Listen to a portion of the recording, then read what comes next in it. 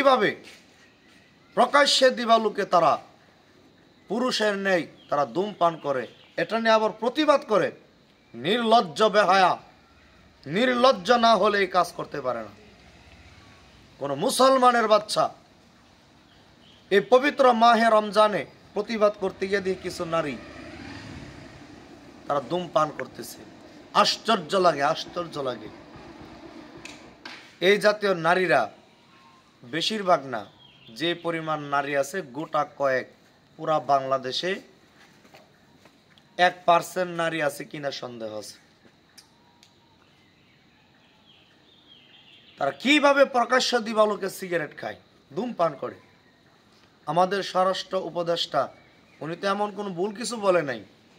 উনি বলেছে যে প্রকাশ্যে সিগারেট খাওয়া পুরুষ এবং নারী সকলের জন্যই ঠিক না, নিষেধ। এটা তো এমন কোনো ভুল কোনো বলে নাই। এর জন্য ওনার ছবি বানায় কার্টুন বানিয়ে পুড়িয়ে দিতে হবে, প্রতিবাদের নামে আগুন ধরে সিগারেট খেতে হবে। পুরা জাতি তাকায় আছে। এই জাতির নারীদেরকে চিহ্নিত করে রাখছে এগুলো ভালো মায়ের সন্তান না। ভালো মায়ের সন্তান কোনোদিন এইভাবে প্রতিবাদ করতে আসতো না রাস্তায়। প্রকাশ্যে দিবালোকে এই পবিত্র মাহে রমজানের পবিত্রতা রক্ষা না করে নারীর স্বাধীনতার নামে তুমি সিগারেট ধরায় ধরায় তুমি প্রতিবাদ করো, কোনো সভ্য জাতি তোমাদেরকে নারী হিসাবে গণ্য করতে পারে না। 92 মুসলমানের দেশে ওরা কোথায় থেকে আসে? এটা তো বাবা উচিত, এটা মুসলমানের দেশ, এটা আমেরিকা নয়, এটা বিজাতীয় দেশ নয় যে নারীর স্বাধীনতার নামে অসভ্যতা আপনারা করবেন।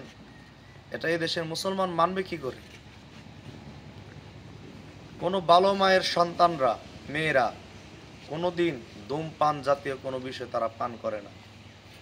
আমরা এই দেশের যারা সুশীল সমাজের লোক, ভদ্র সমাজের লোক, ভদ্র ফ্যামিলির লোক, ভদ্র ফ্যামিলির লোকেরা এবং তাদের মেয়েরা সুশিক্ষায় যারা শিক্ষিত হয়েছে, খালি শিক্ষা অর্জন করলে সুশিক্ষিত হওয়া যায় না। এই জমিনা হাজারো শিক্ষিত লোক কুলাঙ্গার আছে। এই দেশে যারা সুশিক্ষায় শিক্ষিত হয়েছে তারা কোনোদিন ধূমপান করতে পারে না নারী হয়ে। একজন নারী একটা পুরুষের সৌন্দর্য। একজন নারী আমাদের মা, একজন নারী আমাদের বোন। তারা যদি ভুল পথে হাঁটে অবশ্যই আমরা প্রতিবাদ করব।